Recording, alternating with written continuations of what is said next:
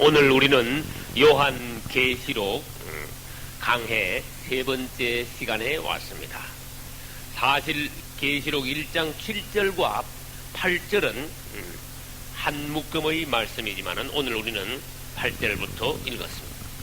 7절에는 보면은 볼지어다 구름을 타고 오시리라 해서 지난주에 우리가 말씀드린 것과 같이 예수 그리스도의 재림에 관한 말씀이었어요. 8절에도 재림에 관한 말씀이 있습니다. 8절 중반에 보면 이제도 있고 전에도 있었고 장차 뭐요? 장차 올자, 이것도 재림에 관한 말씀이 있습니다. 그럼 우리는 8절에서 예수 그리스도께서 그분 자신에 관하여 뭐라고 말씀하셨는지 다시 한번 보기로 하겠습니다.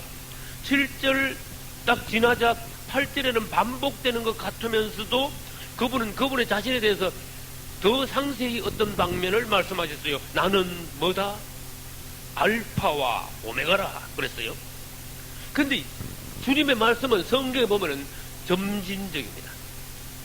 여기서 조금 저기서 조금 더 말씀하시고 그 다음에 다른 방향에서 다시 말씀하시고, 마태복음에서는 앞에서 말씀하시고 마가복음에서는 옆쪽에서 바라본 주님을 또 말씀하시고 그런 식이에요.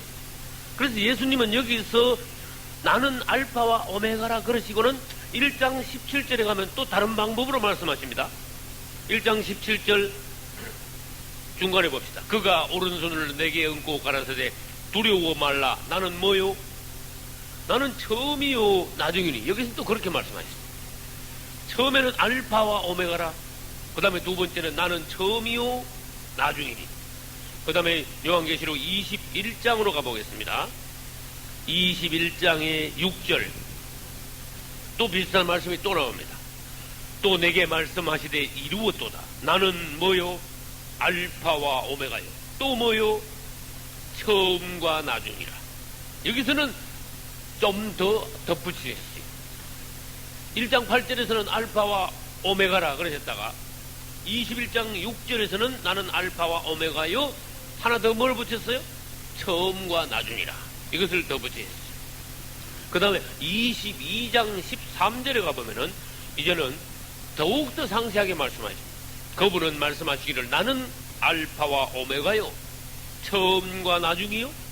시작과 끝이라. 할렐루야. 이게 점진적으로 말씀하시면서 계시록 22장 13절에 가서는 세 가지를 다 말씀하셨어요. 그분은 알파와 오메가요. 처음과 나중이요. 시작과 끝입니다. 우리 같은 그냥 사람이 듣기에는 이거 뭐 비슷비슷한 말씀 아닙니까? 그렇게 들리지만은 이것은 세 가지가 다 사실은 다른 내용의 말씀이에요. 알파와 오메가란 말은 헬라어의 우리는 왜 그런 소리 하지요? 알파벳 배운다고. 알파벳 배운다는 게 아니고 사실은 ABCD 배우는 거야. 알파벳 배운다면서 중학교 들어가면은 ABCD 이렇게, 이거는 알파벳가 아니에요. 원래 알파베타는 헬라어입니다. 헬라어 알파베타에서 영어의 ABCD가 나왔다고 말이에요. 근데 이 영어 A자를 똑같이 써가지고 헬라어에서는 A라고 읽지 않고 알파라고 읽어요. 그 다음에 ABCD에서 제일 끝에 자가 뭡니까? Z지요. 그 영어는 제일 끝에 자가 Z인데 헬라어는 제일 끝에 자가 뭐라고요? 그래서 알파와 오메가요 그랬다. 오메가는 이렇게 생겼어요. 이건 대문자입니다. 소문자는 어떻게 쓰는가 하면은 영어 소문자하고 비슷해. 영어 소문자는 A자를 소문자 이렇게 쓰면 헬라어 소문자는 비슷하면서도 좀 달라. 순서가 달라. 이렇게 써요. 무슨 알겠죠? 알파. 글씨는 비슷해. 그 다음에 오메가를 소문자로 쓰면은 오메가 소문자는 영어의 W자하고 비슷한 거야. 알파와 오메가라. 다시 말합시다. 그분이 왜 자기 자신을 알파와 오메가라 그랬습니까? 알파이면서 오메가다. 그런 말씀은 아니에요. 나는 알파에서 오메가까지 모두 다다. 그런 뜻이에요. 나는 알파도 되고 베타도 되고 감마도 되고 델타도 되고 그러면서 오메가까지 그거 다 나다 그런 뜻이에요. 그분이 왜 알파도 되고 베타도 되고 감마 델타 이런 식으로 나가니 왜 알파 베타 감마 델타가 왜 다 그분일까? 그 무슨 말일까? 한번 다시 생각해보자 그 말이에요. 이 세상의 우주 만물의 모든 사물이 다 그분 자신이라 그런 거를 말씀하시기 위해서 알파와 베타라고 오메가를 그러셨는데, 모든 사물을 전부 다 아무튼 알파에서 오메가 그 사이에 있는 모든 단어를 글씨를 가지고 단어를 만들어내죠. 그리고 알파에서 오메가까지 그 안에 있는 글씨 가지고 우주 만물의 모든 사물을 다 표현을 하는 거야. 다시 말해볼게요. 우리 그분은 만유시요. 주님은 만유시라고 그랬어요. 또 만유 안에 계신다. 그렇게 말씀하셨어요. 우리 주님은 모든 것이 되신다. 그런 뜻이. 알파에서 베타까지 다 그분 자신이시다. 그래서 주님은 만유시요. 그런데 모든 만유가 바로 그분이요. 그분에게서 나온 것이라 했는데, 우리는 만유, 물건들을 볼 때, 사물들을 볼 때, 그분을 생각을 안 하는 수가 많아요. 만유가 다 그분이신데, 만유는 예수 그리스도이십니다. 그러면 알파와 오메가는 우리가 설명을 했는데, 그 다음에 뭐예요? 처음과 나중이라, 그분은 영원 전에도 계셨고 앞으로 장차 영원 후에도 계실 분이십니다. 그분은 영원하신, 과거에도 영원하셨고 미래에도 장차 영원하실 분이십니다. 그래서 처음과 나중이라고 했습니다. 그런데 시작과 끝이라는 것은 의미가 좀 다릅니다. 시작과 끝이란 말은 그분이 존재하는 것이 아니고 그분이 뭔가 역사, 사역, 일하시는 그런 방면에 시작과 끝이라, 그분은 시작하신 것을 끝맺는 분이시다. 그분은 이 우주를 창조하신 분이면서 또 그 다음에 이 우주를 결말을 내리시는 분이에요. 지금 우리 주님이 우주를 창조하시고 아담을 창조하시고 난 뒤에 6,000년 뒤에 있었습니다. 그분은 아담 때 인간 역사를 시작해 하신 분입니다. 그러면 시작해 하신 그분이 인간 세상 역사를 마감도 하시게 돼 있어요. 시작과 끝이라. 그분이 뭔가 시작하셨는데 그분은 뭔가 끝내시고 결말을 내리시는 분입니다. 다시 말해볼까요? 그분은 앞으로 장차 재림하셔서 인간 세상을 어떻게 합니까? 심판하여 정리를 하셔서 결말을 내리시는 분, 끝을 보시는 분이시다. 그래서 시작과 끝이다. 다시 말합니다. 알파와 오메가는 그분은 모든 것이 다 되신다는 뜻이고, 처음과 나중이라는 것은 그분은 영원 전에도 계시고 영원 후에도 계실 분이라는 뜻이고, 시작과 끝이라는 것은 그분은 시작하신 분이요 그분은 끝맺으시는 분이시다. 그래서 누가 시작했냐? 아무도 시작한 사람이 없다. 그분만이 뭔가 시작하신 분이다. 누가 끝맺느냐? 그분이 마감을 해야 된다.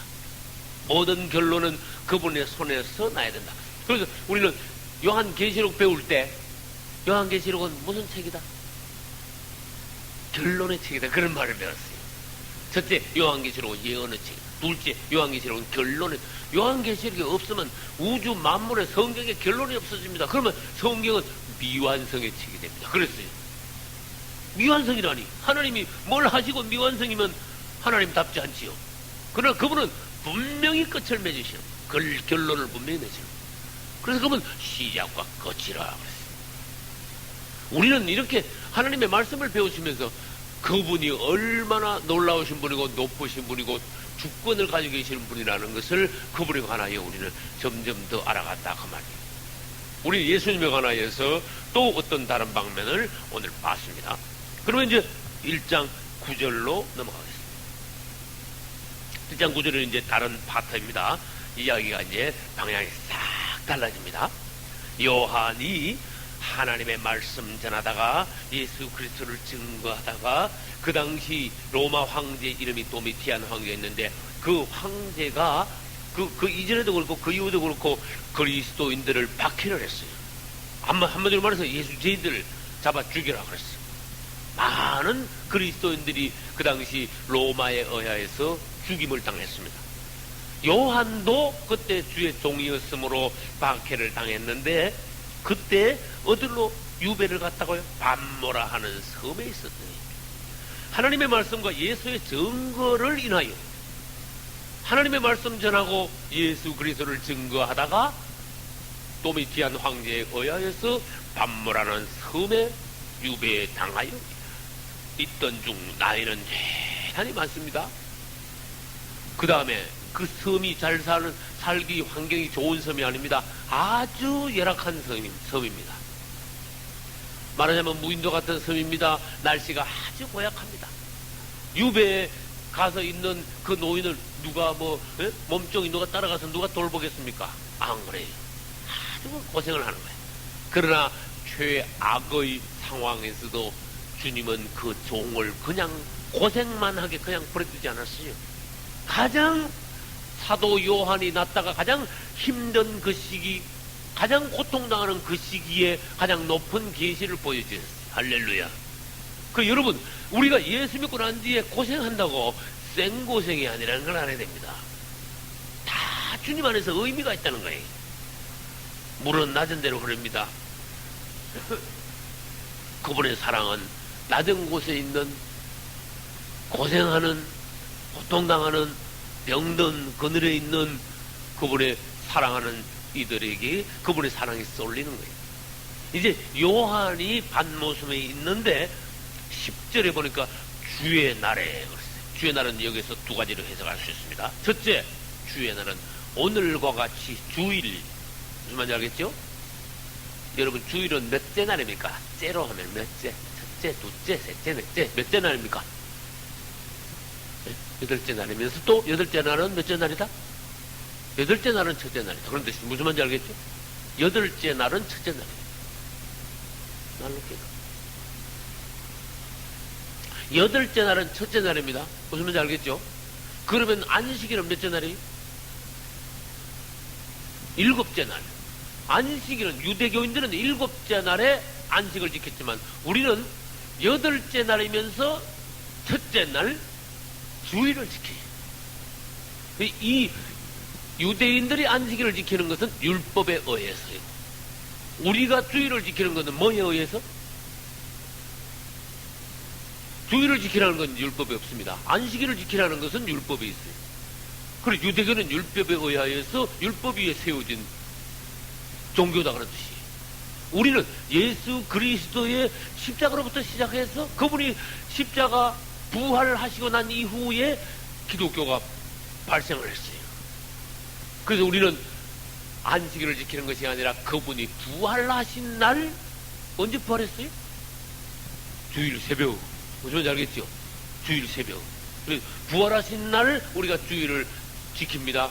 그래서 초대교회 시대 때부터 이미 주일을 지켰다 그 말이에요. 아셨죠?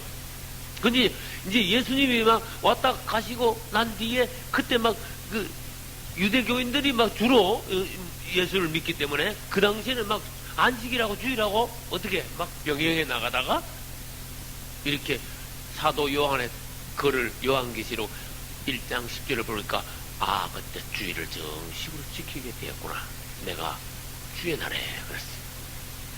다시 설명합니다. 주의 날은 두 가지입니다. 첫째, 오늘날 우리가 지키는 주일. 둘째, 주의 날은 무슨 뜻이 있습니까? 성경 전체를 보면 주의 날이라는 것은 예수 그리스도께서 재림하시는 날을 또 뜻하는 그런 단어로도 의미로도 주의 날을 씁니다. 주의 날이 이르렀다고 동심하지 말라, 두려워하지 말라. 이 데살로니가서에 있는 말씀이에요. 주의 날이 이르렀다고. 이건 주일이 아니에요. 그분이 재림하실 날이 이르렀다고 동심하지 말라, 두려워하지 말라 그런 뜻이에요.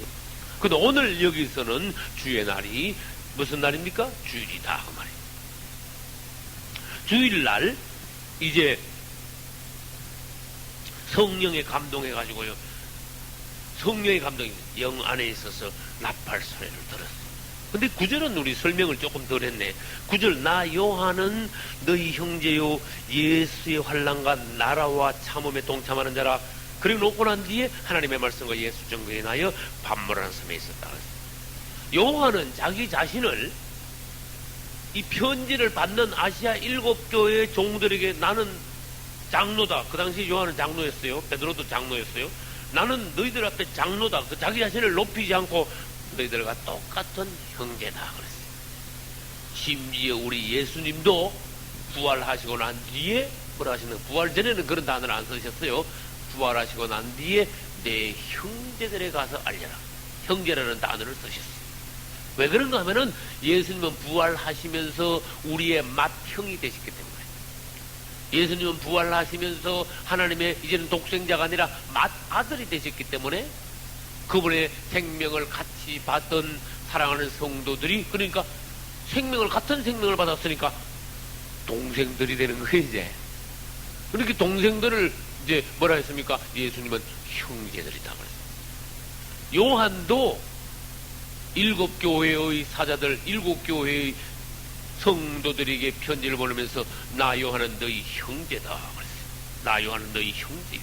그 다음 예수의 세 가지 환난과 나라와 또 참음에 동참하는 자. 이 말은 무슨 말씀인가 하면은 이제 그 바로 앞에 1장 7절에서 예수 그리스도의 재림을 말씀하셨어요. 예수 그리스도의 재림을 기다리는 자들, 또 그분이 오실 때 들림받기 위하여 재림에 동참하기 원하는 성도들은 이 세 가지에 동참을 해야 된다. 환난과 또 뭐와 나라와 참음에 동참을 해야 된다. 다시 말해봅니다. 너희들이 그분 재림을 기다리는 성도들이라면은 분명히 환난을 겪어야 한다. 그 다음에 나라는 그분의 왕국이에요. 그분의 왕국은 오늘날의 교회와 같은 것입니다. 너희들이 그분의 왕국, 그분의 교회 안에서 환난을 겪으면서 그분이 오시는 날까지 참음, 인내에 동참하는 자들이 되어야 된다. 너희들이 예수 바로 믿는다면은 100% 환난을 당하게 되어 있다. 이건 공식적인 법이에요. 예수 잘 믿었는데 왜 이러냐, 그런 말 하는 사람은요, 철이 굉장히 없는 거예요. 예수를 시원찮게 믿으면은 핍박이 없습니다. 그러나 예수를 잘 믿으면 잘 믿을수록, 믿음이 충만하면 충만할수록 어떻게 돼? 핍박이 점점 더 심해야 된다, 그런 뜻이에요.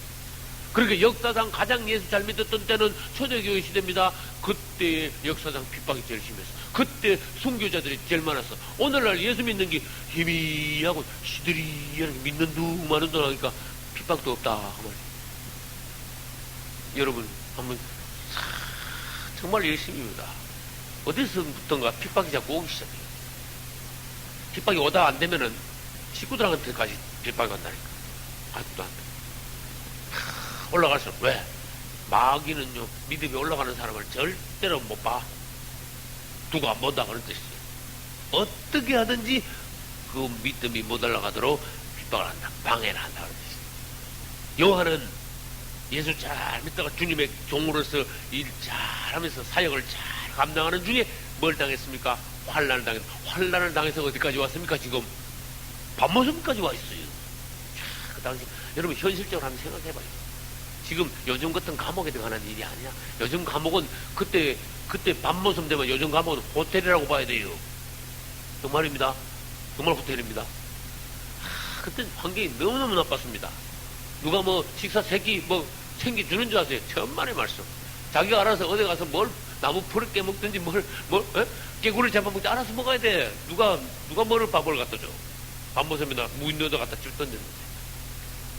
근데 요한은 절망하지 않았어요. 주님이 날 이것을 부르셨다. 나는 그분의 재림을 기다리는 종으로 그분의 환난에 동참하고 있다. 그랬어요. 그분이 가신 그 길, 그분이 당하신 모든 고난을 내가 몸소 나도 동참하며 체험하고 있다. 바울 서신에서 그렇습니다. 누구든지 하나님 나라에 들어가기 위해서는 환난을 겪어야 한다. 그랬어요. 우리는 예수님 말씀을 잘 따라야 돼요. 예수님하고 그 닮은 데가 있어야 돼요. 예수 믿으면서 뭔가 통과하는 데가 있어요. 뭘 통과해야 돼? 환난을 통과해야 돼요. 여러분 지금 환난을 겪어놓지 않고 지금 평화시대에 환난을 겪고 겪어놓지 않으면 어떻게 되는가 하면 대환란에 들어가게 돼. 지금 환란을 잘 이기는 사람은 성도의 환란도 그냥 통과하고 그 다음에 휴거가 돼. 그러나 환란 겪는 거 싫어하는 사람은 진짜 대환란 들어가 봅니다. 그게 얼마나 큰 고통이었어요. 또 말합니다. 지금 그 음식을 기회 있을 때마다 조금 해놓으면은 어떻게 돼요? 환란 때, 성도의 환란 때 그분이 갚아주시는 거예요. 우리가 지금 뭔가 심어놔야 돼요. 저축해놔야 돼요. 그런 뜻이. 사도 요한은 환란에 동참하는 자다. 여러분, 환란을 절대로 무수하지 마십시오. 그분은 우리를 축복하시기 위하여서 간혹 가다가 어려움을 주시. 나는 우리 성도님들, 집사님들과 이렇게 대화 중에 어려움을 겪는구나. 저런 어려움이 있구나. 저런 고통이 있구나. 그렇죠. 주님, 이것이 헛된 것이 되지 않게 하소서. 이로 말미암아 우리가 더 성숙하게 되게 하소서. 할렐루야. 편한 거야 뭐 다 좋지. 네? 편한 거 누가 안 좋다 그랬어? 다 좋지. 그러나 사람이 계속 편하면 어떻게 돼요? 육성이 막 올라와 짝풀이 올라오듯이. 그렇기 때문에 하나님은요 우리 체질을 아십니다. 가끔 가다가 한 번씩 우리를 단련하십니다. 환란에 들어가게 하십니다. 그 다음에 나라에 동참한다. 이때 나라는 번역을 나라라고 해서 그렇지 영어 성경에는요 나라라고 해서 컨트리나 뭐 네이션 이런 식으로 영어 성경이 돼 있지 않아. 이때 나라는 킹덤. 네? 무슨 말인지 알겠죠? 그분의 왕국이야. 우리가 천국에 들어가기 위해서는 그분이 이 땅에서 생활하는 동안에 그분의 왕국 안에서 사는 사람이어야지. 왕국 바깥으로 나가면 뭐가 됩니까? 뭡니까? 세상이야. 왕국 안에서 우리가 머물며 신앙생활 한 사람이 주님이 재림하시는 날 재림에 동참할 수 있다. 왕국 바깥에 있는 사람이 주님 오시는 날 재림할 수 있겠느냐? 안 된다. 재림 안 되고 이 땅에 버려져 대환란에 들어갈 것이다. 요한은 다시 말합니다. 나는 환란에 동참하고 있다. 그분의 환란에. 둘째, 나는 그분의 왕국 안에 있다. 교회 생활을 통해서 신앙 믿음을 잃지 않고 버리지 않고 믿음 안에서 그분의 왕국 안에. 그 다음에 참음에 동참한다. 이 환란을 이기기 위하여 또 그분이 오시는 날까지는 참아야 돼. 어쨌든 간에 예? 인내해야 돼. 참지 않으면 어떻게 돼? 믿음을 버리는 거야. 주님을 떠나는 거예요. 아침에 여기 글씨 한자로 뭐라고 썼어요 내가? 베드로. 인내를 못하면 어떻게 돼? 주님을 떠나야 돼. 그 마귀는요 어떻게 하든지 포기하고 예수 못 믿게 하려고 여러 가지 방법을 동원하는 거야. 그래서 인내심이 없으면 어떻게 돼? 포기해버려. 그릇이 작으면은 사람이 쉽게 포기해야 돼. 이 인내심이 부족하면요 성공하기 직전에 가서 엎어버리는 사람이에요. 성공 직전에 그거 한 고비만 조금 시간만 조금만 넘겼으면은 주님이 축복하시는 시간인데. 예를 들어 볼게요. 1년 365일 중에 364일 잘 채우다가 마지막 한 날 못 채워가지고 그걸 놓치는 경우도 얼마든지 있다. 인내, 이것을 우리가 옳게 배워야 된다. 인내를 온전히 이루라, 그런 말씀도 있습니다. 야고보서에 인내를 온전히 이루라. 너희가 욥의 인내를 배웠나니. 그래서 무슨 일이든지 우리가 어려움이 있을 때 이 하나님께서 나를 왜 이 어려운 환경에 처하게 하셨는가? 내 사랑을 만들라 그래. 너 지금 해가닥 하느냐? 안 가려면 어려워도 꾸준하게 진실하게 나갈 수 있나 보자, 그런 뜻이. 그 사람이 못 참으면 어떻게 돼? 인내심이 없으면 어떻게 돼? 고만 사람이 변질해요. 요한은 환란에 동참했고 그분의 왕국 안에서 믿음을 지켰고 그 다음에 이 모든 환란에 있어서 원수 앞에 항복하지 않고 믿음을 포기하지 않고 끝까지 참으면서 인내를 온전히 이루었다 그랬어요. 그러니 그분 오시는 날 재림에 동참할 수 있는 자격이 있는 거예요. 할렐루야. 우리 예수님을 비유할 때 질문합니다. 성막에서 성막 저기 그림이 있습니다. 벽에 성막 덮개가 몇 겹입니까? 4겹입니다. 제일 껍데기 지금 보이는 거 사진 보이는 건 제일 껍데기만 보여요. 제일 껍데기는 이름이 뭡니까? 해달의 가죽입니다. 해달은 돌고래라 그랬습니다. 그 다음에 한번 뺏기면 뭐가 나는 거야? 염소 털, 염소 털로 짰어요. 그 다음 뺏기면 수양을 붉은 물을 들였어요. 수양의 가죽에 나갑니다. 털이 아닙니다. 수양 가죽은 물을 들일 수가 있어요. 해달의 가죽, 그 다음에 염소 털, 그 다음에 수양 가죽에다가 붉은 물을 들여요. 그 다음에 마지막 제일 속에 있는 4번째는요, 동물 아니고 식물로 된 세마포에다가 이렇게 술을 놨어. 이렇게 천사 이렇게. 그러니까 바깥에서는 보면은 뭐만 보여요? 해달해가지고 안에 성소 안에 들어가서 천장을 쳐다보면 뭐만 보여요? 세마포에다가 술을 놨는데 뭐를 쏘놨다 그랬어요? 천사를 그룹이라고 합니다. 그룹을 쏘내는 것만 그것만 싹 보여. 하얀 색깔. 천장이 하얀 색깔이에요. 그러면 지금 제가 뭐를 물으려 하는가 하면은 바깥에서 보면 해달의 가죽인데 해달의 가죽은 뭐를 의미하는가 하면요, 그 40년 광야에서 모진 풍상을 40년 동안 해달의 가죽은 견디내면서 허들허들 안 찢어졌어. 할렐루야. 안 찢어졌다니까 해달의 가죽이. 이것은 성막의 모든 항목 모든 부분들이 예수 그리스도의 어떠한 방면을 말하고 있습니다. 그러면 해달의 가죽은 주님의 어떤 방면입니까? 그분이 많은 핍박을 받았습니다. 반대와 오해를 받았습니다. 사람들이 그분을 얼마나 괴롭힌지 모릅니다. 그러나 그분은요, 약한 분이 아니었어요. 아주 강한 분이었어요. 잘 이겨내신 분이었어요. 강력한 분이었어요. 강인한 분이었어요. 끝까지 인내를 잘하시는 분이었어요. 그래서 그분은 해달의 가죽의 비유가 됩니다. 창호지같이 뭐 조금만 뭔가 외부로부터 충격이 왔을 때 쭉 찢어지고 포기하고 그런 분이 아니었다. 우리도 그분을 닮아야 된다. 그분은 해달의 가죽이셨다. 오늘 이제 그분의 성품을 우리가 적어 예수의 환난과 나라와 참음, 이것을 배우면서 그분이 어떤 분이신가 다시 보게 되었습니다. 그러면 10절로 우리 다시 넘어갑니다. 주의 날에 성령이 감동했다. 성령이 감동했다는 말을 원어적으로 다른 말로 풀이하면 내가 영 안에 있었다. 영 안에 있을 때 우리는 성령의 감동을 받는 거예요.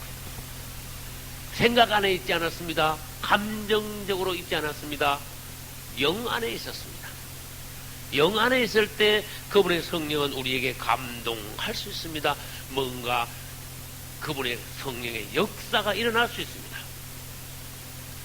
성령이 감동하여 요한은 한마디로 말해서 그분을 만나고 그분을 보고 그분의 말씀을 듣게 되었어요. 할렐루야. 근데 10절 다시 봅시다. 성령이 감동하여 내 뒤에서 나는 무슨 소리? 나팔 소리 같은 큰 음성을 들었다. 이 큰 음성을 듣는데 뒤에서 큰 음성을 그냥 사람의 소리가 아니야. 어마어마한 나팔 소리, 큰 나팔 소리 같은 음성이 들리는데 너 보는 것을 써서 기록하여 7개의 말씀을 딱 하면서 에베소 교회부터 라우데 교회까지 7교회를 말씀해서 그 교회에 보내라 그랬어요. 너 보는 것을 써서 기록하여서 에베소 교회부터 시작하여 라우데 교회 7교회까지 보내라 그랬어요. 그 음성이 뒤에서 딱 들렸어요. 여러분, 영 안에 있으면 그분의 음성을 들을 수 있어요. 할렐루야. 영 안에 있습니다. 영 안에 있을 때 우리는 성령의 감동을 받을 수가 있어요. 이게 가장 놀라운 겁니다. 우리가 그분을 만나고 그분을 보고 그분의 음성, 말씀을 들을 수 있다는 것은 얼마나 큰 축복인지 한번 생각해봐요. 그분이 우리에게 오셔서 말씀하실 수 있다는 것은 그만큼 우리를 인정하셨다는 거예요. 그분이 아무나 찾아가서 아무 말이나 하시겠습니까? 아닙니다. 그분은 아십니다. 너에게 내가 말을 할 수 있나 없나 아신다는 거예요. 그거예요. 오늘 아침에도 저는 무슨 말씀을 드렸습니까? 사람이 철이 들어갈수록 부모가 그 자식에게 하는 말이 달라지는 거예요. 또 말합니다. 우리가 성숙하면 성숙해질수록 주님은 전에 말씀하시지 않았던 더 깊은 말씀을 우리에게 하시는 거예요. 할렐루야. 사실은 주님 뭐라 하셨잖아요. 내가 너한테 사실은 할 말이 많다. 할 말이 많다. 빨리 자라서 빨리 커서 네가 내 말을 다 알아듣기를 바랍니다. 사람으로 말하면 1대1로 딱 앉아서 충분히 깊은 얘기를 나눌 수 있는 성도가 되기를 바랍니다. 할렐루야. 요한은 그만큼 성숙했어. 나이도 성숙했지만은 아주 은혜로운 종이 되었어요. 야곱의 말년도 얼마나 성숙했습니까? 요한이 그만큼 성숙했기 때문에 그분은 찾아오셨고 그분의 음성을 들려주시고 앞으로 될 일을 쫙 보여주셨어요. 그만큼 볼 수 있도록 요한은 익어져 있고 열려져 있는 하나님이 인정하시는 종이었다, 그런 뜻이야. 다시 말합니다. 아무에게 안 보여주신다니까. 그분은 아무에게도. 요한은 참 복받은 종이에요. 할렐루야. 12사도 중에 제일 오래 살았습니다. 제일 최후의 하나님이 히든 카드라 그러지. 제일 최후의 히든 카드를 요한에게 보여주셨어요. 내놓으셨어요. 이거 봐라. 이건 가장 마지막 때의 비밀을 내가 너에게 보여준다. 너 이것을 보고 기록하여 각 교회에 보내라. 요한은 그러한 특권을 받았다. 오늘날에도 주님은 우리가 성숙하다면 우리에게 뭔가 소중한 것을, 비밀한 것을, 놀라운 것을 말씀하실 준비가 되어 있어요. 우리는 이제 그분을 만날 준비해야 됩니다. 11절 봅시다. 너 보는 것을 책에 써서 7 교회에 보내라. 그래서 7 교회에 보내는 것은 7 교회 첫째 사자들에게 보내는 것이고 7 교회 성도들에게 보내는 것이고 그 다음에 오늘날 우리에게 보내는 것이 할렐루야. 그래서 우리는 다시 말합니다. 이 계시의 경로가 어디서 어떻게 왔다? 첫째, 계시는 하나님으로부터. 둘째, 하나님이 누구에게 주셨어요? 예수 그리스도께 주셨어. 세 번째, 예수님은 누굴 불렀어요? 계시의 경로를 지금 얘기하고 있습니다. 천사를 불렀어요. 그 다음에 천사를 누구에게 보냈어요? 요한에게 보냈어요. 이 요한에서 계시가 끝나는 게 아닙니다. 요한을 써서 어디로 보내라 또? 7 교회에 보내라. 7 교회 안에 사자, 7 교회 사자, 교회 대표를 사자라고 합니다. 인도자. 그리고 7 교회 사자, 그 다음에 7 교회 성도들 앞에 읽은 거야. 그걸 낭독한 거예요. 그 다음에 그것이 기록되어 오늘날 우리에게까지 왔어요. 이 계시 단계는 이렇게 5, 6, 7단계까지 있다. 11절로 다시 넘어갑니다. 네가 본 것을 기록하라.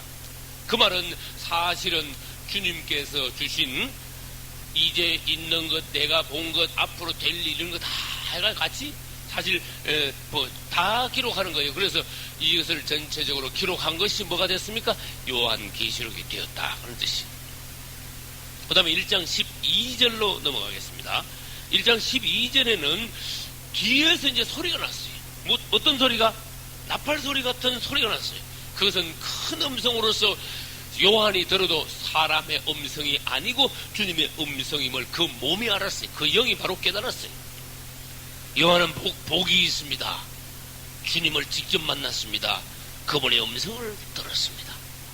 만나고 음성만 들은 것이 아니라 그 영이 열려서 주님 주시는 계시를 영 안에서 쫙 봤습니다. 놀라운 종들이다 그 말이에요. 우리는 하나님 안에서 은혜를 받으면 주님을 만나고 주님의 말씀을 듣고 주 안에서 영 안에서 뭔가 보게 된다. 이 영안은 어떻게 해서 보게 됐는가 하면은 10절에 보면은 내가 성령에 감동하여 보게 된다. 성령에 감동한단 말은 주님의 영이 나한테 기름 부어지듯이 부어진 것도 되지만은 또 내가 육이나 혼 안에 있지 않고 영 안에 있었을 때 내가 보게 되었다. 그 말씀하고 같은 것이. 아무튼 이제 뒤에서 소리가 났기 때문에 요한이요 이렇게 소리 나는 쪽으로 몸을 돌이켜 봤어. 12절 봅시다. 몸을 돌이켜 나더러 말한 음성을 알아보려고 하여 딱 돌이켰는데 주님은 안 보이고 뭐가 먼저 보였습니까? 7 금초대가 먼저 보였어요. 저는 언젠가 이 일곱 금 촛대를 칠판에 그린 적이 있습니다. 일단 막대기 같이 7개가 이렇게 서 있다가 말이에요. 막대기 같이 7개가 서 있어요. 7금 촛대입니다. 그렇게 제일 위에는 이렇게 등잔이 있겠죠. 잔. 그래서 이제 이렇게 촛대는 불이 이렇게 밝혀져 있겠죠. 몸을 딱 돌이켰는데 뭐만 먼저 딱 보였는가 하면은 금촛대 7개가 서 있는 게 쫙 보였어요. 영안에서 봤습니다. 그 다음에 뭐가 보였습니까? 촛대 뒤쪽에 인자 같은 이가, 다시 말해서 촛대가 먼저 보이고 촛대 뒤에 부활하신 예수님이 서 계신 것을 봤어요. 할렐루야. 근데 이 촛대에 대해서 다시 설명해야 됩니다. 촛대가 7개가 있지만은 이 촛대는 밑에 내려가면 어떻게 될까? 하나가 되는 거예요. 이 기조한 거예요. 이 촛대는 이 1장 우리 읽은 제일 끝절 20절에 가면은 이 7촛대는 뭐라 그랬어요? 네, 7교회라는 게 1장 20절에 있다니까. 네가 본 7촛대는 7교회다. 7교회에 대해서 제가 말씀드렸어요. 이 촛대는 교회다. 주님이 바로 안 보이고 촛대 뒤에 서 계시는 주님이시니까 7촛대 가운데 거닐고 계시는 주님, 촛대 가운데 계시는 주님, 7촛대를 돌보시는 주님. 다시 말합니다. 구약시대 때 제사장들은 성소에서 금 촛대를 간검하는 거야. 꺼지지 않도록 돌보는 거예요. 우리 주님은 참 대제사장이십니다. 할렐루야. 그분은 촛대가 뭡니까? 교회라 그랬어요. 교회 불이 꺼지지 않도록 교회 사이에 거닐면서 교회를 돌보고 계시는 주님. 이런 주님임을 우리가 바로 알아차려야 돼요. 정말 이제는 구약시대 때의 아론의 후손인 대제사장이 아니라 우리는 참 대제사장인 주님을 여기서 이제 실제로 만나는 거예요. 이제 이 촛대는 내려가면은 위에는 그냥 7 이렇게 막대기 같이 된 촛대지만은 밑에 내려가면은 어떻게 되느냐? 다 만난다고 말이에요. 그래서 다 만나가지고 결국은 밑에 내려가면은 짝대기가 몇 개가 7개가 아니고 하나가 다 된다. 이걸 여러분들이 주의하시오.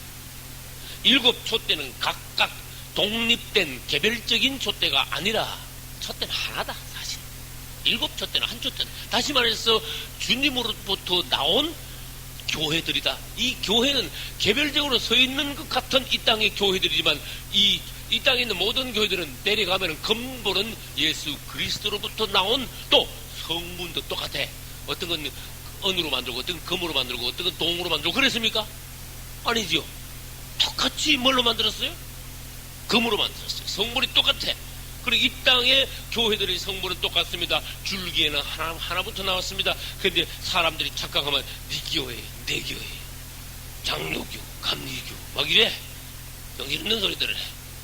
이 촛대는 근본이 하나라는 것, 성분이 똑같이 금이라는 것. 우리 주님은 이 촛대 사이에서 7촛대는 모든 교회를 말합니다. 이 땅에 있는 전 시대의 모든 교회를 상징 예표하는 것입니다. 그러므로 이 촛대 사이에 거니시는 예수님은 전 시대 모든 교회들을 돌보고 계시는 대제사장이신 그리스도. 할렐루야.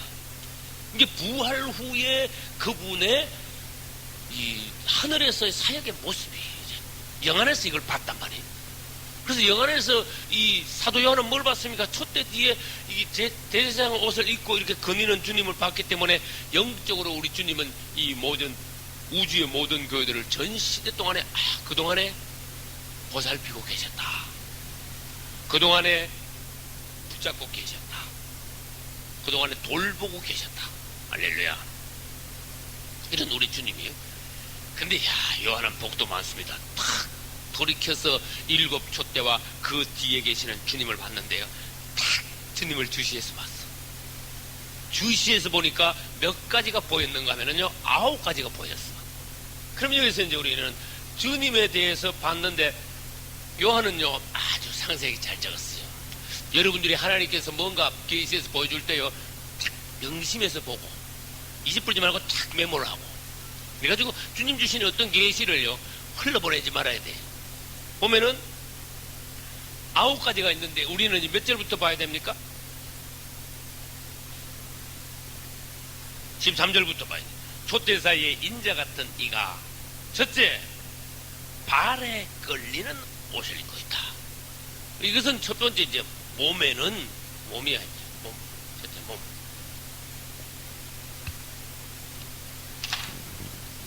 몸에는 어떤 옷을 입고 있었어요? 발까지 걸리는 옷. 질문합니다. 이게 무슨 옷입니까? 에? 발까지 걸리는 옷을, 이거 한번 생각해봐요. 도포 같은 발까지 걸리는 옷을 입었어요. 무슨 옷이에요? 에? 따라서 제사장복. 제사장복. 여러분이 이 벽에 걸려있는 차트에 넘겨보면 제사장복이 발에까지 걸리나 안 걸리나 알 수가 있어요. 제사장복은 발에 걸리는 옷입니다. 온몸을 다 덮는 옷입니다. 딱 얼굴하고 이 손 부분만 밖으로 드러나지 다 가리는 옷이.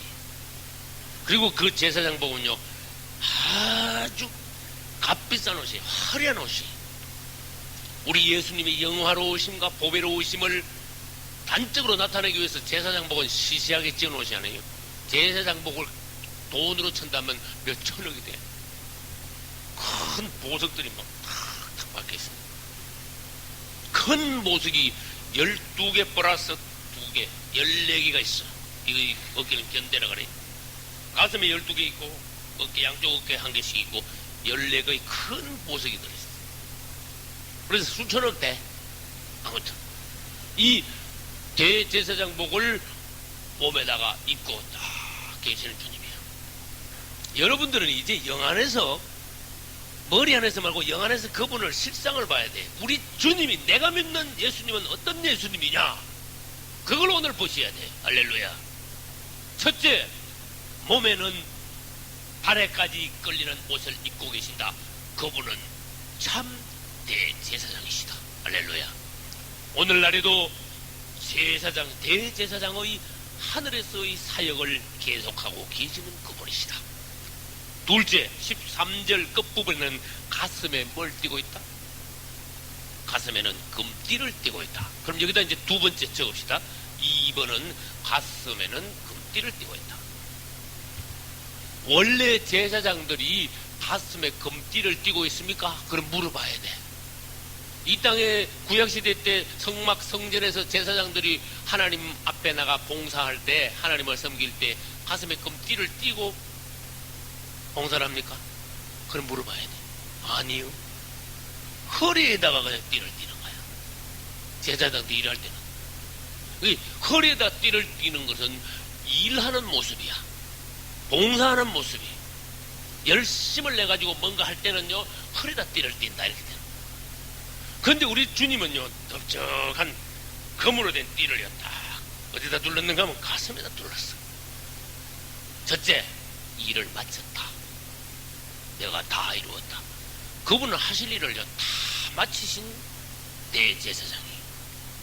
둘째, 허리도 안 있고 왜 가슴에 있느냐? 이 가슴은 하트, 사랑을 말해요. 허리에 두를 때는 열심히 백성들을 위하여 일하는 제사장의 모습이지만 가슴에 금띠를 두르고 있는 것은 금으로 상징되는 우리 하나님의 어떤 성분, 하나님의 마음으로, 하나님의 심성을 가지고 사랑을 품으며 사랑으로 사역하고 계시는 우리 예수님. 할렐루야. 그래서 가슴에 금띠를 띄었다. 우리 주님은 놀라우신 분입니다. 그분이 이걸 보여주지 않았더라면 누가 이런 예수님을 상상이나 했겠습니까? 가슴에 금띠를 띠고 있다. 이건 아주 기가 막힌 말씀이에요. 그래서 우리 주님은 대제사장이시지만은 이제는 가슴에 금띠를 띠고 사랑으로 돌보시는 교회들을 보살피신 우리 주님이시다. 그 다음에 몇 절로 넘어갈까요? 14절로 넘어가 봅시다. 그 머리와 털의 희기가, 머리털 희기, 몸의 털의 희기가 뭐가 같으냐? 흰 양털 같고 또 뭐 같다? 털의 희기가 하얀 양털 같다. 그 다음에 흰 눈 같다. 한번 생각을 해봐요. 보통 사람들의 머리카락은, 이 땅에 있는 사람들의 머리카락, 우리나라 대한민국의 보통 머리카락이요, 90% 이상은 까만색이야. 그런데 도인이 되면 이제 머리가 어떻게 되기 시작해요? 머리가 이제 하얗게 시작해요. 나 여기 검사할 때 머리가 새카매서 왔어. 근데 지금은요, 사실 내가 이걸 내가 뭐라 그래요? 염색을 해서 이 정도지, 염색 안 하고 계속 두면요 진짜 하얘. 근데 성경은요 머리가 흰 것을 굉장히 고귀하게 봤어. 너희가 앉아있다가 머리가 흰 분이 오시면은 벌떡 일어나라 그랬어. 그만큼 존경하라. 우리 주님의 머리가요 아주 하얗다 그랬어. 영적으로 봐야 돼. 그분은 정말로 그분은 존경하고 존경할 뿐이다. 정말로 그분은 태고적부터 계셔서 영원전부터 영원 후까지 계실 가장 오래되신 분이야. 가장 존경할 분이. 근데 희다는 것은 나이가 많은 태고 때부터 그런 뜻도 되지만은 또 존경할 만한, 또 깨끗하고 정결한, 이 흰 색깔은 그런 걸 예표하는 거예요. 우리 주님은 이런 분이에요. 주님의 태고성, 그분의 영원성, 그분이 정말로 모든 인생들에 의하여 존경받으시기에 합당하신 분. 할렐루야. 다니엘서 7장 9절에 가면 그 말씀이 다시 나오는데 참고하시기 바랍니다. 14절 끝에 그의 눈은 뭐 같다? 네 번째입니다. 그분의 눈은, 눈에 대해서도 눈도 봤습니다. 불꽃 같더라. 불꽃이 막 확 타오르는 거 봤습니까? 그 불꽃이 타오르는 거하고 주님의 눈하고 한번 비교해봐요. 막 주님의 눈이 막 활활 타오르는 불꽃 같더라 그랬어요. 이 땅에 계신 주님의 모습하고 다릅니다. 눈이 불꽃 같다는 것은 무엇입니까?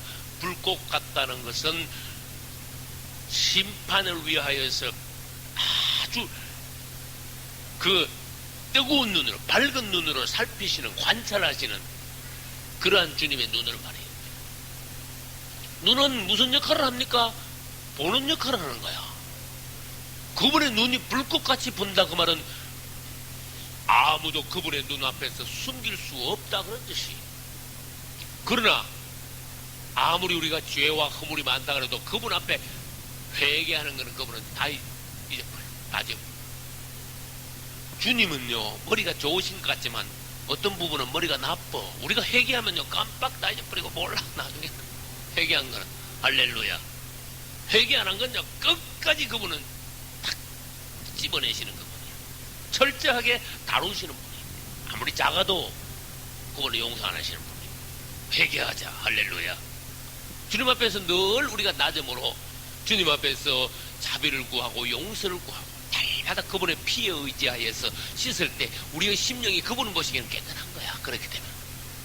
그래서 여러분들이 매일 자꾸 씻기시기를 바랍니다. 할렐루야. 그것이 바로 몇 번째가 하면 네 번째다. 그분의 눈은 불꽃 같으시다. 이 불꽃 같은 눈은 심판을 위하여 관찰하시는 주님의 눈이다.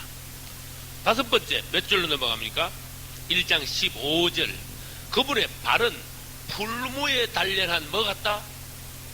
주석과 같다. 다섯 번째, 그분의 발은 풀무에 단련한 주석 같다. 이 쇠죽에 주석이 있습니다. 주석은 뭐하고 가까운가 하면 동하고 가깝습니다. 풀무에 막 단련해가지고 막 갈아제키면요, 단단하게 갈아제키면 반짝반짝 빛이 나. 근데 왜 이 발이 금으로 돼가지고 막 금같이 빛이 버쩍버쩍 안 나고 주석일까? 아시는 분? 그분의 발이 왜 주석일까? 차라리 이 기왕이면 금이 나은데, 금이 더 비싼데. 그렇지요. 그거와 관련돼. 이 금은 좋을 때는 좋지만 어떨 때는 금은 좀 단단하기로 말하면 약해. 이 다리 발 부분은요 금보다도 주석으로 떼야 돼. 튼튼한 다리, 견고하신 발. 그 다음에 심판을 위하여서 오늘도 우리는 오전 예배에서 그분이 풍랑 중에서도 그분의 발은요, 폭풍 후에 풍랑 위에 딱 서셨다 그랬어. 그분의 발이 얼마나 놀라우신 발이냐, 튼튼하신 발이시냐. 오늘 요한계시록 1장 15절 보니까 그분의 발은 풀무에 달려난 빛나는 주석과 같더라. 단련을 하신 예수님, 심판을 위하여서 위험 중에 딱 서 계신 예수님, 우리는 그분을 부분마다 보면서 그분을 공경해야 됩니다. 그분에게 경외심을 더 가져야 됩니다. 할렐루야. 여섯 번째 보겠습니다. 15절 후반부에 그의 음성은 많은 물소리와 같더라. 그분의 음성은 앞에도 또 나옵니다. 앞에 그분의 음성은 어떻게 됐을까요? 10절 뒷부분에 내 뒤에서 나는 나팔 소리 같은 큰 음성. 1장 10절에는 그분의 음성이 나팔 소리 같은 큰 음성이라고 그랬고, 15절 후반부에는 그분의 음성이, 그의 음성은 많은 물소리와 같아 그랬어요. 이때 많은 물소리와 같다는 것은 우리 사람의 이 목소리 음성하고는 천지차이의 음성이에요. 나팔 소리 같습니다. 큰 음성입니다. 많은 물소리와 같습니다. 이것은 권위와 능력을 가진 그분의 크신 하나님이시라는 것, 이걸 나타냅니다. 누구든지 그분의 음성을 들으면 아, 이분은 사람이 아니구나. 그분의 음성을 들으면 누구나 알 수가 있어요. 왜냐하면 그분의 음성은 발음은 우리 소리와 같은 발음이지만은 목소리 자체가 다르기 때문에 그래요. 아주 위험이 있습니다. 약한 사람들이 들으면 그냥 몸이 녹아서 죽을 정이 될 것입니다. 그분은 그만큼 높으신 분, 권위 있으신 분이시기 때문에. 할렐루야. 일곱 번째 몇 절로 갑니까? 16절. 그 오른손에는 뭐가 있다? 일곱 별이 있다. 그것이 일곱 번째. 오른손에 일곱 별을 잡고 계시는 주님. 또 그 뒤에 가면은 이제 오른손에 일곱 별을 잡고 계시고 하고, 또 이제 요한계시록 23장에서 에베소 교회, 그러면 2장 1절로 한번 넘어가 봅시다. 에베소 교회 사자에게 편지하기를. 오른손에 뭘 붙잡았어요? 일곱 별을 붙잡고 일어났어요. 일곱 별이 있다, 또는 여기서는 일곱 별을 붙잡고 계신다 같은 말이에요. 일곱 별은 뭔지 아십니까? 그렇죠. 일곱 교회의 사자는 또 다른 말로 하면 교회의 종들이다 그런 뜻이에요. 교회를 위하여 보냄받은 하나님의 종들이다. 별, 종들은 하나님이 별이라 그랬어. 아주 축복의 말씀입니다. 할렐루야. 하나님의 종들은 하나님의 별이다. 별은 어디 있느냐? 그분의 손에 있다. 그분의 손에 있다 그 말은 그분의 권한 내에 있다. 그분이 붙잡고 계신다. 그분이 책임지고 계신다. 할렐루야. 별을 딱 잡고 계시는 우리 주님. 그 아무나 그분의 종들을 건드릴 수 없다. 뺏을 수 없다. 주님이 계신 것을 감히 원수들이 어떻게 빼앗겠습니까? 아무튼 그분의 오른손에는 일곱 별이 있습니다. 우리 별들은 주님의 손 안에 있어야 됩니다. 할렐루야. 그분은 일곱 별이 있습니다. 일곱 별은 일곱 교회의 종들입니다. 그 종들은 주님께 붙잡힘 받았습니다. 그 다음에 여덟 번째, 그분의 입을 봅시다. 16절 중반에 그 입에서 좌우에 뭐가 나온다? 날선 검이 나온다. 이것은 앞으로 원수들을 심판하는 주님의 검은 말씀에 비유됩니다. 에베소서 가면은 뭐가 있을까요? 믿음의 방패를 가지고, 그 다음에 가슴에 뭐요? 가슴에 의의 흉배, 허리는 뭐요? 진리 허리띠, 신발은 뭐요? 복음의 신발. 이거는 뭐 머리에 쓰는 거 뭐야? 투구, 무슨 투구? 구원의 투구. 발패는, 방패는 믿음이다 그런 뜻이. 그 중에 손에 들고 있는 게 뭔지 아시는 분? 금칼, 다른 말로 성령의 금, 곧 하나님의 말씀을 가지라 그랬어요. 이 하나님의 말씀이 완전히 공격적이, 다른 건 전부 다 방어하는 데 쓰는 거야.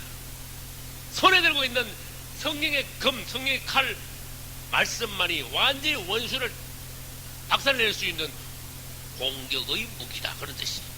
그러면 그분은 입에서 뭐가 나와요? 검이 나온다 그랬어요. 칼이 나온다 그랬어요. 좌우의 날선 검이 나온다.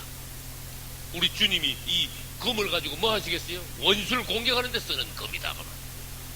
원수를 죽이고 심판하시는 하나님의 말씀이시다.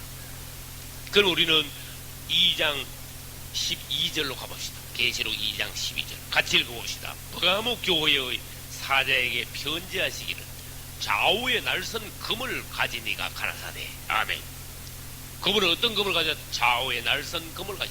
그분의 말씀은 좌우의 날선 검과 같이 아주 예리하시다. 놀라운 무기이시다.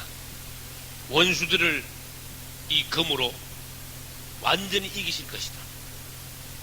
그래 히브리 4장 12절에 하나님의 말씀은 살았고, 그 부분에 가면은 그 말씀이 또 그 다음에 요한계시록 19장 가면은 예수님이 성도들을 데리고 공중 혼인잔치를 마치고 내려오시는, 지상 재림하시는 장면이 나와요. 그때 아마겟돈 전쟁이 일어나는데 적그리스도 군대하고 싸울 때 입에서 검이 나와가지고 적그리스도 군대들을 전부 다 죽여버리더라. 그때도 좌우의 날선검. 이 주님께서 뭐가 손으로 뭐 힘으로 무기로 막 하는 것이 아니라 입에서 그냥 말씀만 나와가지고 이 말씀으로도 원수들을 당장 이기시는 그런 주님의 능력을 말합니다. 그것이 8번째입니다. 그 다음에 9번째, 우리 주님은 어떤 분이십니까? 몇 절에 있지요? 16절 끝부분에 그 얼굴은 해가 힘있게 비치는 것 같더라. 할렐루야. 해가 힘있게 비치는 것은 하나님의 영광을 비추는, 곧 하나님의 영광 자체이신 우리 예수님을 말해요. 우리 주님의 얼굴에 해가 힘있게 비치는 것을 여러분 상상해 보십시오. 그분은 놀라우신 분입니다. 이 그분의 빛을 받은 종들은 작은 빛이 됩니다. 말하자면은 태양빛이 우리 주님이라면은 우리는 무슨 빛이라도 돼야 돼? 달빛이라도 돼야 되는 거예요. 달빛은 틀림없이 지가 빛을 발하는 게 아닙니다. 다른 발광체가 아니다 그 말이에요. 태양빛을 받아서 발광체가 아니고 반사체다 그렇지. 우리도 은혜를 받으면 주님의 빛을 반사할 수 있다. 그래서 주님은 우리에게 너희는 세상의 빛이다 그랬어요. 모세도 주님 만나서 얼굴이 빛났습니다. 우리도 깊이 기도하고 주님을 가까이 하면 할수록 우리 얼굴에서 영적인 빛이 나게 될 겁니다. 할렐루야. 예수 믿으면은 그래서 빛이 납니다. 이렇게 얼굴이 한불 뺏겨지고 빛이 더 나고. 할렐루야. 또 은혜 더 받으면 얼굴이 한불 더 뺏겨져가지고 얼굴이 더 훤하고. 할렐루야. 대체로 성도들이 뭐라고 말하는가 하면 목사님 그냥 보통 때 이야기할 때보다 강대상에 서서 설교하실 때 얼굴이 더 훤합니다. 보통 그렇게 말해요. 목사님이 설교할 때 얼굴이 더 보기가 거북하면 곤란하겠죠. 설교할 때 제일 충만해야 되니까. 우리는 주님의 영광, 주님의 은혜를 받을 때 얼굴이 주님의 빛으로 빛날 수 있다는 것, 실제적으로 그럴 수 있다는 것을 보여주셨습니다. 모세가요, 실제로 얼굴이 빛났습니다.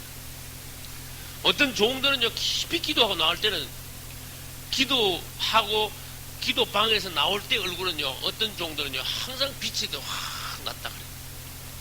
우리는 항상 이 주님의 빛으로 넘치는 것이 거룩한 성도의 모습이고 또 성령 충만한 모습입니다. 할렐루야.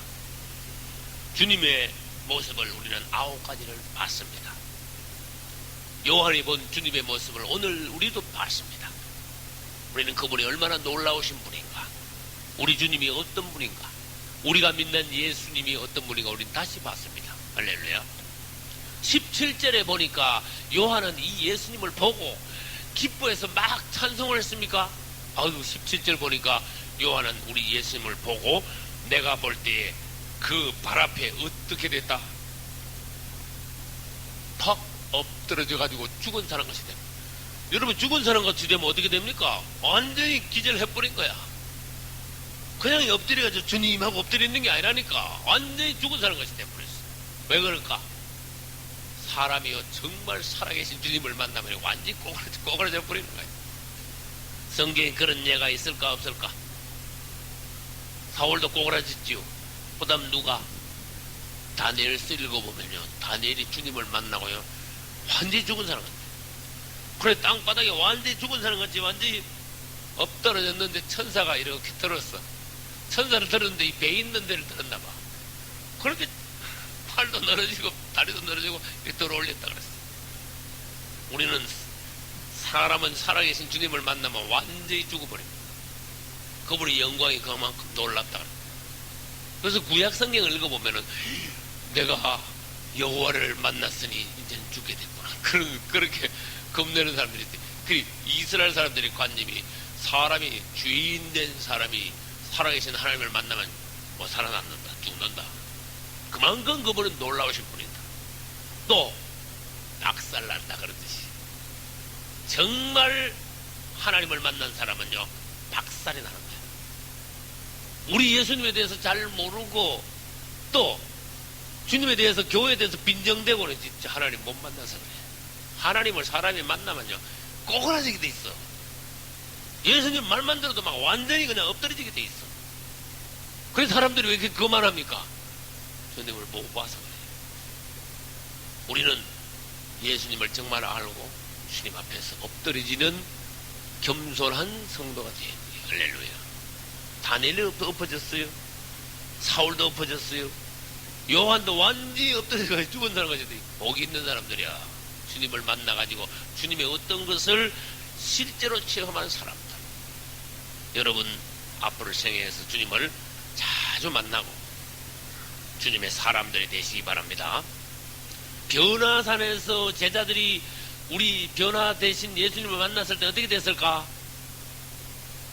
그때도 죽은 것이 되어버렸어. 완전히 정신을 잃고 그냥 우리 주님을 만나고 부활하신 주님을 본 제자들도 그렇게 됐다가 그때 엎드려져서 죽음같이 됐을 때 주님이 오셔서요 요한에게 직접 손을 얹어서 직접 안수하셨어. 오른손을 얹어서 주님에게 안수하셨습니다. 그리고 뭐라고 말씀하셨습니까? 두려워 말라. 나는 처음이요 나중이니 곧 산자다. 이제는 산자다. 전에는 어떻게 했어요? 내가 전에 죽었었노라. 볼지어다 이제 세세토록 살아있어 사망과 음부의 열쇠를 가졌노니. 주님의 말씀은요 한 단어도 놓치면 안 돼. 아주 귀한 말씀이에요. 생명의 말씀이에요. 전에는 내가 죽었었다. 지금은 내가 산자 부활한 자가 되었다. 할렐루야. 장차 내가 세세토록 미래를 말합니다. 세세토록 앞으로 영원히 내가 살아있는 자다. 그 다음 사망과 음부의 열쇠도 내가 가졌다. 이건 그분이 우주의 어떤 막강한 권세, 권한을 가지신 분이심을 우리에게 바로 보여주셨어.